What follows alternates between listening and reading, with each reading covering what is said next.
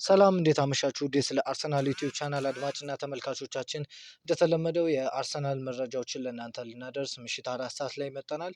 ላይክ እንዲሁም ሰብስክራይብ በማድረግ አብራችሁን ቆዩ። አርሰናል የብሩኖ ጊማሬሽን ዝውውር ለማጠናቀቅ አቅሙ የፈቀደውን ሁሉ እያደረገ ይገኛል።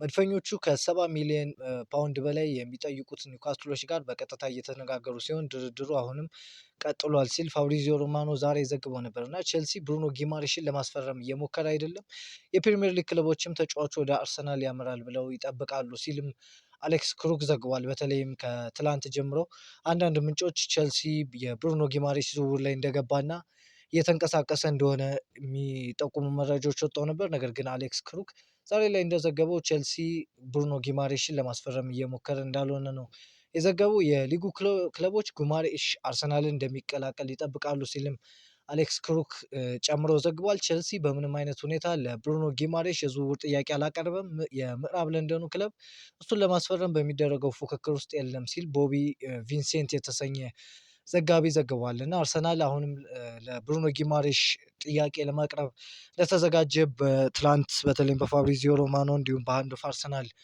ቢገለጽም እስካሁን ምንም አይነት ይፋዊ ጥያቄ እንዳላቀረበ ነው የተነገረ የሚገኘው እና አሁን ላይ ምንም ድርድር እየተደረገ ቢገኝም አርሰናል አሁንም ጥያቄውን ለማቅረብ ዝግጅት ላይ እንደሆነ እንጂ ጥያቄውን እንዳቀረበ የሚዘግብ መረጃ እስካሁን አልወጣም። ኒውካስትል አቋሙን በግልጽ አስቀምጧል። ለብሩኖ ጊማሬሽ ጉዳይ ላይ ጊዜ አያባክኑም። አርሰናል ይህንን ብራዚላዊ ተጫዋች ለማስፈረም ከፈለገ ጠንካራ የገንዘብ ጥያቄ ማቅረብ ይኖርበታል።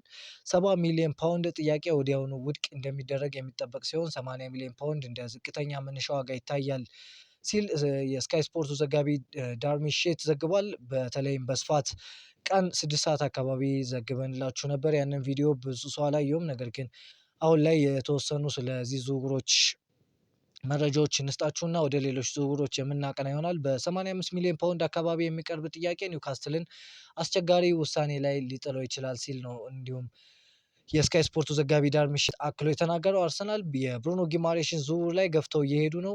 የ70 ሚሊዮን ፓውንድ ጥያቄ ውድቅ ቢደረግም በሁለቱ ክለቦች መካከል ያለው ልዩነት ትልቅ አይደለም፣ ክለቦቹ ቀጥተኛ ድርድር ላይ ናቸው ሲል ነው ዴቦ የተሰኘ ጋዜጠኛ የዘገበው። አርሰናል ከ75 እስከ 80 ሚሊዮን ፓውንድ ድረስ ለመሄድ ፈቃደኛ ናቸው። ቀጣዮቹ ከ48 እስከ 72 ሰዓታት ወሳኝ ይሆናሉ ሲል ዘግቧል። ዳቦ የተሰኘው ስፖርት ዜና ዘጋቢ አርሰናል ብሩኖ ጊማሬሽን ጉዳይ ሁለት አማራጮች ተጋፍጠዋል። ወይ ለተጫዋቹ ትክክለኛ ነው ብለው የሚያስቡትን ዋጋ ከፍለው ተጫዋቹን ማስፈረም ወይ ደግሞ ከዝውውሩ ራሳቸውን ማግለል ሲል ሳምዲን የቴሌግራፉ ዘጋቢ ዘግቧል። እና አርሰናል አሁን ላይ ለብሩኖ ጊማሬሽ ያወጣውን የዝውውር ዋጋ ከፍ የማያደርግ ከሆነ ተጫዋቹን ላያገኝበት የሚችል እድል እንዳለ ነው የተዘገበው። አርሰናል ብሩኖ ጊማሬሽን ለማስፈረም ካልቻለ ኢንዞ ፈርናንዴዝን ማግኘት ላይ ትኩረት ሊያደርግ ይችላል ሲል ሳይሞን ፊሊፕስ ዘግቧል።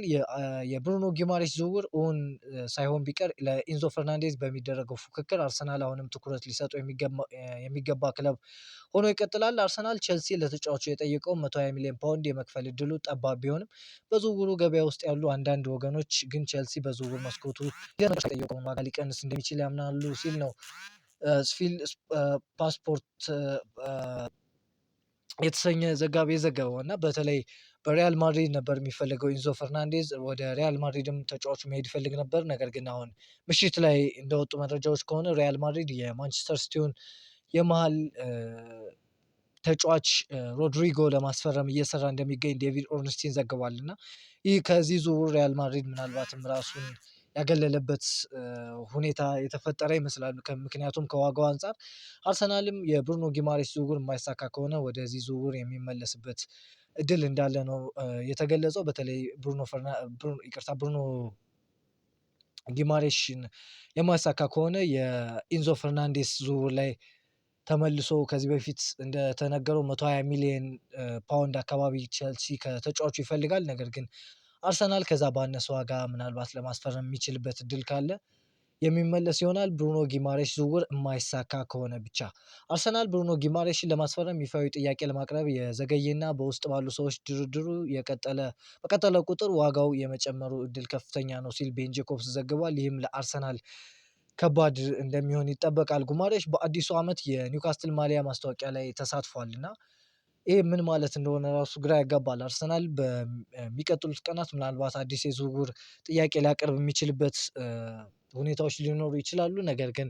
እስካሁን ምንም አይነት ይፋዊ ነገር የወጣ ነገር የለም እና አሁንም አርሰናል የዌይቲንግ ጌም ወይም የመጠበቅ ጨዋታ እየተጫወተ ነው የሚገኘው። አርሰናል አዩብ ቡአዲ ላይ ያለው ፍላጎት ቀዝቅዟል ሲል ቤን ጄኮብስ ዘግቧል። አርሰናል አዩብ ቡአዲን የብሩኖ ጊማሬሽ አማራጭ አድርጎ መያዙ ይታወቃል። ተጫዋቹ ክለብ ሊል 100 ሚሊዮን ፓውንድ ቢለጥፉበትም አርሰናል ይህን ገንዘብ እንደማይከፍል አሳውቋል ሲል ነው ቤን ጄኮብስ የዘገበው። አርሰናል እንደ አማራጭ ብዙ ተጫዋቾችን እያየ ይገኛል። ነገር ግን በዋናነት ብሩኖ ጊማሬሽን ለማስፈረም ይፈልጋል። ወደ ዋናውና በተለይም ዛሬ በስፋት የወጣው 100 ሚሊዮን ሲደመር ቪክተር ዮከሬሽ ለአትሌቲኮ ማድሪዱ ሁሊያን አልቫሬዝ የወጣው መረጃ አንዳንድ ነገር እንበላችሁ እና አርሰናል ሁሊያን አልቫሬዝን ከአትሌቲኮ ማድሪድ ለማስፈረም በሚደረገው ሙከራና ጥረቱ ሙሉ በሙሉ መተው አይቻልም። አትሌቲኮ ማድሪዶች ተጫዋቹን የመሸጥ ፍላጎት የሌላቸውና ጥብቅ አቋም የያዙ በመሆኑ ዝውውሩ በአሁኑ ወቅት ከባድና የማይመስል ቢሆንም አርሰናል ሁኔታውን በቅርብ መከታተሉን ቀጥሏል ሲል የቴሌግራፉ ዘጋቢ ሳምዲን ዘግቧል። አርሰናል ቪክተር ዮከሬሽን ለሁሊያን አልቫሬዝ ዝውውር በስጦታ ለማቅረብ ዝግጁ ነው። አርጀንቲናዊው የሚኬል አርቴታ ዋና ኢላማ ነው ሲል ጋሪ ጄኮብስ የዘ ታይምሱ ዘጋቢ ዘግቧል። እና በተለይ ከሳምንታት በፊትም እንደዚህ አይነት ወሬዎች እየተናፈሱ ነበር። ነገር ግን ብዙ ታማኝነት የሌላቸው የዜና ዘጋቢዎች እያወጡ ስለነበር ብዙም ሰው ያመናቸው አልነበረም። አሁን ላይ ግን በተደጋጋሚ ይህ ዝውውር ትላንትና ዛሬ በስፋት እየወጣ ነው የሚገኘው እና እስኪ ያላችሁን ሀሳብ እስኪ ኮሜንት ጋር አሳውቁኝ። ቤን ጄኮብስም ዘግቦታል እና አርሰናል በሚደረገው ዝውውር ውስጥ ዮከሬሽን ለማካተት ዝግጁ ሊሆን የሚችልበት እድል አለ።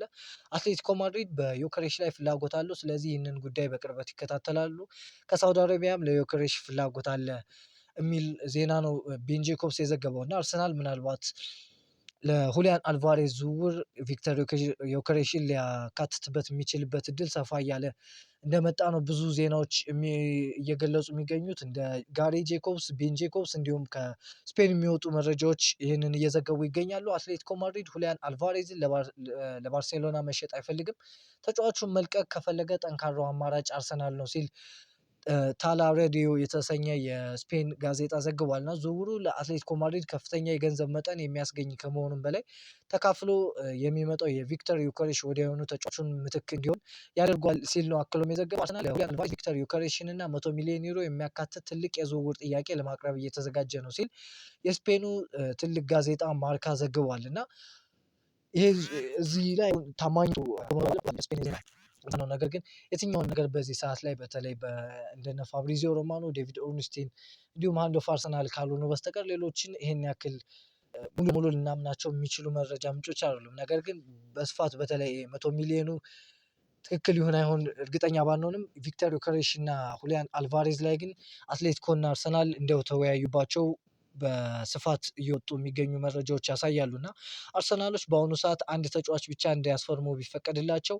ምርጫቸው ሁሊያን አልቫሬዝ ይሆናል። እሱም በፊት መስመር ላይ ሁሉንም ነገሮች አሟልቶ የያዘ ህልም የሆነ ተጫዋች ነው ሲል ቤን ጄኮብስ ዘግቧል እና በተለይ ከዚህ በፊትም እንደወጡ መረጃዎች አሁንም ቤን ጄኮብስ ይህንን መረጃ ያጠናክሮታል። ነገር ግን በሚቀጥሉት ጊዜያት ምን አዲስ ነገር ይፈጠራል የሚለውን እየተከታተል የምናደርሳችሁ ይሆናል። ጋሪ ጄኮብስ ትላንት አርሰናል አልቫሬዝን ለማስፈረም በሚደረገው በየትኛውም ሙከራ ውስጥ ቪክተር ዮከሬሽን ለማካተት ዝግጁ መሆናቸውን እኔ ከ2 ሳምንት በፊት እንዳደረግኩት ዘግቦት ነበር።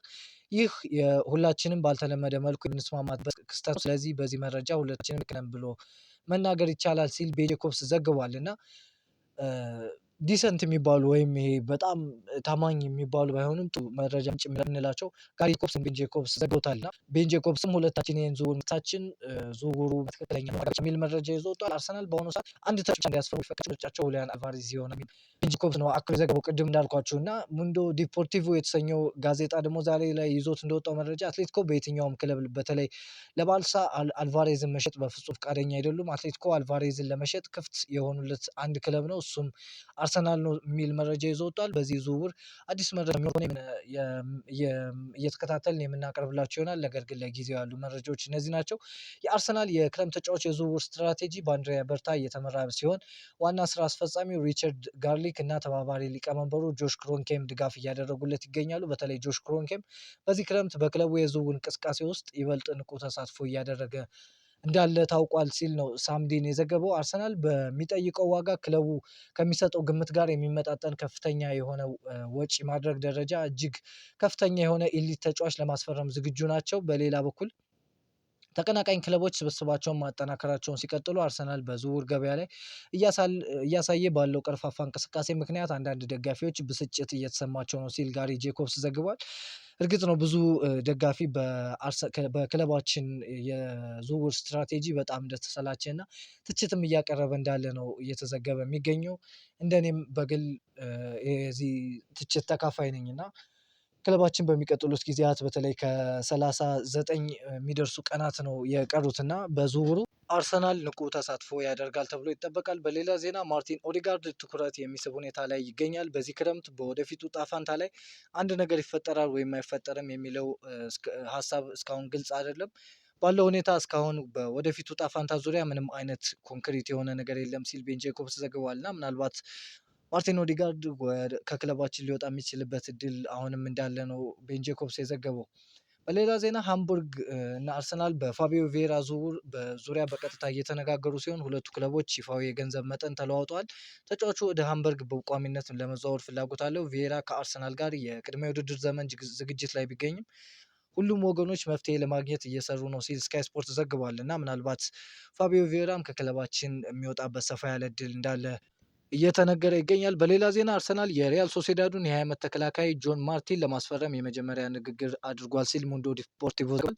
ተጫዋቹ ወደ ሰሜን ለንደን ለማምራት ፍላጎት አለው። በተጨማሪ ሪያል ማድሪድ እና ባርሴሎና የተጫዋቹን ሁኔታ በቅርበት እየተከታተሉ ይገኛሉ። ሪያል ሶሴዳድ የ50 ሚሊዮን ዩሮ ወይም የ43 ሚሊዮን ፓውንድ የውል ማፍረሻ ክፍያው እንዲከፈል ይፈልጋል የሚል መረጃ ነው ሙንዶ ዲፖርቲቮ ያስነበበው። በተለይ ክለባችን በተከላካይ ቦታ ላይ በሳሊባ መጎዳት ተከትሎ ተጫዋቾችን እየፈለገ የሚገኝ ሲሆን ጆን ስቶንስ፣ ኤዝሪ ኮንሳ እንዲሁም ጆን ማርቲን በዚህ ቦታ ላይ በዝርዝር ውስጥ የተያዙ ተጫዋቾች ናቸው። በክለባችን ዝርዝር ውስጥ የነበረው ሌላኛው የክሪስታል ፓላሱ ማክሰን ስላኳ ወደ ቼልሲ ለመሄድ መስማማቱን ሂርዊጎ በማለት ፋብሪዚዮ ሮማኖ ዛሬ ገልጿል። እና አማራጮቻችን አሁን ላይም በተከላካይ ቦታ ጋርም እየጠበቡ ነው የሚገኘው።